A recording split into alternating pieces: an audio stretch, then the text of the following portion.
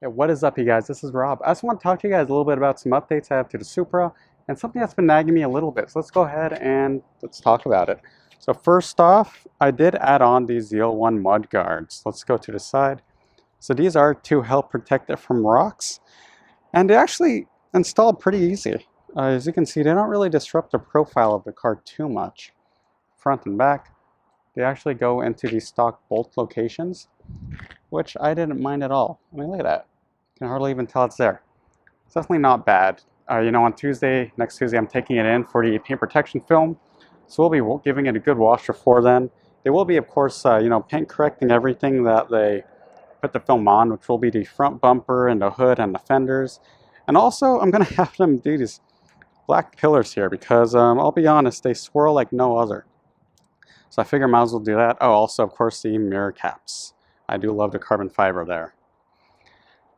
So that's the main thing, and then after that, probably just look for tint. And then I do want to let the car go through its braking period before I start messing with the motor or even buying an exhaust and stuff, just to make sure there's nothing up with the car and it's not a dud. So I'll just enjoy the car for a little bit. The plan is to have it all nice and fixed up, lowered with the spacers and the nice exhaust and everything by at least by February or March. So that will be cool. And so let's go into the car, and I want to talk about something that's been nagging at me. All right, everybody, now that we are in the car, I wanted to address a question I'm often getting with this car, and that is, why did I buy this car? Notably, why did I buy this Supra? Notably, why did I buy the BMW Supra? Why did I buy the Supra? Why did I buy the hardtop Z4? Well, guys, the answer is very simple: because this is the car I wanted. All right, this was a car I loved. I test drove it. I enjoyed it. Even if it wasn't called the Toyota Supra, I still would have bought it. Even if it was called the Toyota GT, if it was called the Toyota GT made by BMW, I still would have been like, this is a pretty awesome sports car, and I do love it. This thing reminds me of my 350Z I had on steroids. This is everything I would want in a sports car. But let's also talk about the Supra and what the name means to people. You say Supra, you think the 2JZ. Well, guys, we're not going to get a 2JZ successor that is available to the masses easily because there are a lot more stricter laws now. Whereas for emissions or any other controls, the amount of R&D that Toyota would have to put into it would make this a $100,000 plus car. Not a lot of people are going to want to pay $100,000 plus for a Supra because you're getting into exotic car range, and then you will want the exotic car premium. The nicer interior, the nicer craftsmanship, all that stuff is what you will want if you're paying that much money for a car. That's why I don't blame them for going at BMW, who already have, proven that they are great with the inline sixes. The B58 motor, it's a great motor, it's a strong motor. I can tune it, I can upgrade it, and have a heck of a lot of fun with it. Why was the 2J so legendary? Well, also because it was, let's face it, it was pretty over-engineered from the factory at the time. Just crank up the booster, having fun with it.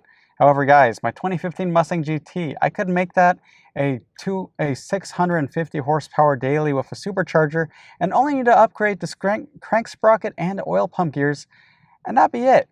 All these performance car motors, they already come nice and built up from the factory already, guys, so that's kind of a moot point. Now, I'm not going to dismay about the Mark IV. I still think it's an amazing car. A twin turbo Mark IV is still my dream one day. That would be an amazing car to have in my garage, and I look forward to when I can. But in the meantime, I will be having fun with my Mark V. Everyone also says, what about the C8? That came out around the same time. Corvette C8's a better power per dollar ratio. Well, guys, when you're spending money, sometimes it's not about the power per dollar ratio. Sometimes it's just about buying what you like and what you enjoy. If everybody only bought, the power to dollar ratio and the price brackets, you see a lot less different cars out there, right? You see everyone buying the same one or two cars in every bracket, and let's face it, that'd be really boring. Do you want to, limit an already limited market, guys? Let's face it, there are a lot less fun cars now being made new than there used to be.